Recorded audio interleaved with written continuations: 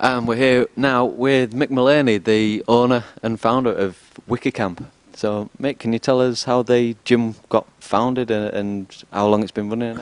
Well, this is a very long story, but I was interested in boxing to start with, and my dad was a boxer, my granddad was a champion, my great grandfather was a bare knuckle fighter, and I saw a martial arts film called The One-Armed Boxer.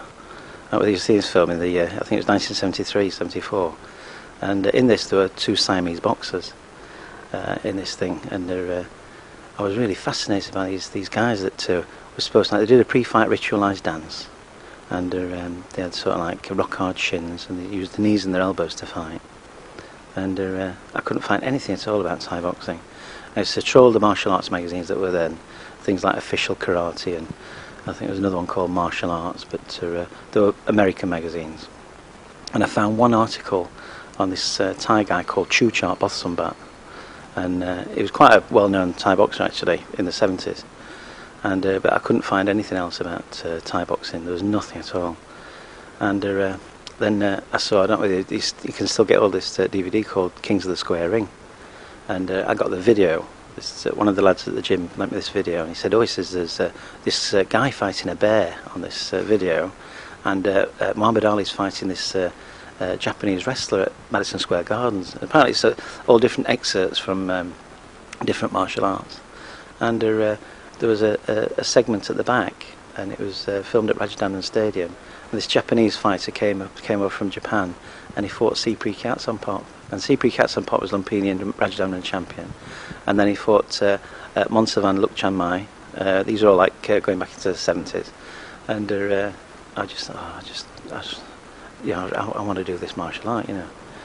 And I was speaking to another guy, quite unrelated, and I was talking to this fella, and he'd just come back from Thailand. I said, "Have you been to Thailand?" So I got talking to him, and he said, "Why don't you just get yourself off? Just go." He said, "It's a great place." So he wrote down Bang Lampu and Khao San Road and this, that, and the other, and that. And I went home and said to my mum, like, you know, I really want to do this, and she helped me save some money, and that was it. I went to Thailand for 2 weeks, and I remember I got some digs on Khao San Road, and it was a right cockroach infested room, and a really small little mattress, and I put my bags down and stuff. I went out, I got a tuk-tuk, and I said to this fella, "You know Rajadandan Stadium?" So he took me to Rajadandan Stadium. It was shut.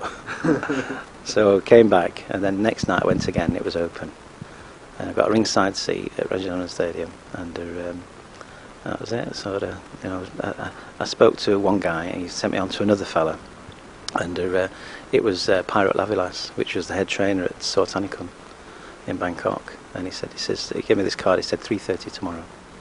So I went there, and I trained there. And then the next year I went to Pattaya, and I trained at Sitchatol. And each year I used to go back and just do a little bit more on that, you know. And that's how I started. Just come back and just do my own thing, really. And I think I never felt that I would start a Thai boxing club. And I used to have just a group of kids used to come down. It was like a cooperative, really, the old Wicker. And we all had keys, and we used to chip in for the rent. And then I got lads that were coming in, they'd say like, "Oh, how do you do that kick? How do you do that knee?" And I'd say, "Well, you just go like that." And that's how I started teaching, really. And then I had 4 or 5 lads that used to train regularly.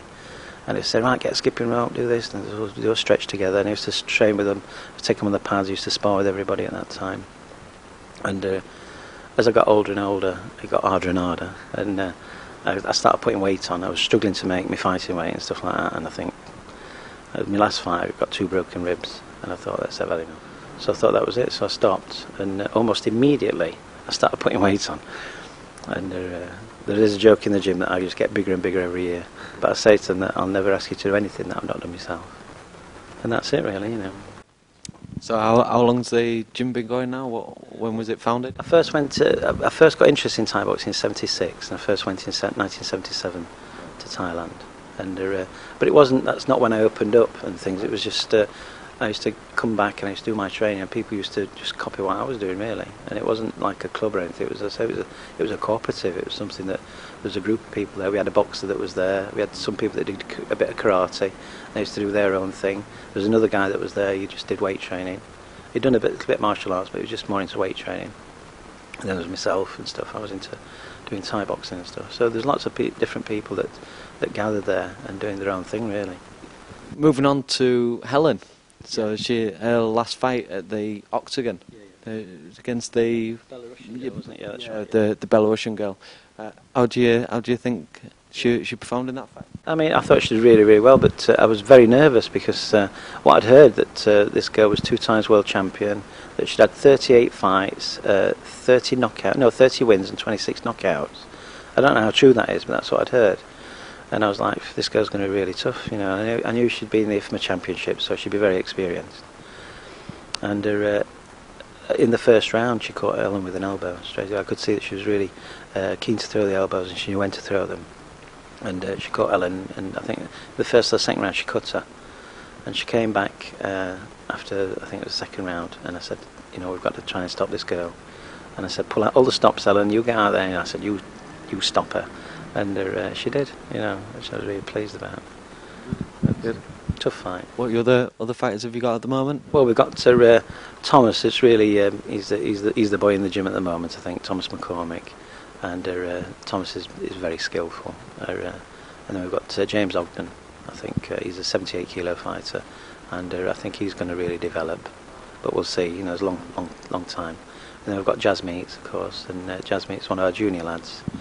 And I think he's just turned 16 now, so he's just come into the seniors, and I think he's going to develop as a good fighter. So hopefully, I've got my fight in Thailand in August, but we'll see. It's a great thing that someone's going to sort of like film some of the camps in the UK. I think we've got some great talent in the UK and some fantastic fighters, and you know, they need to be seen. So that's great. Cheers, Mick. Thanks for your time. Cheers.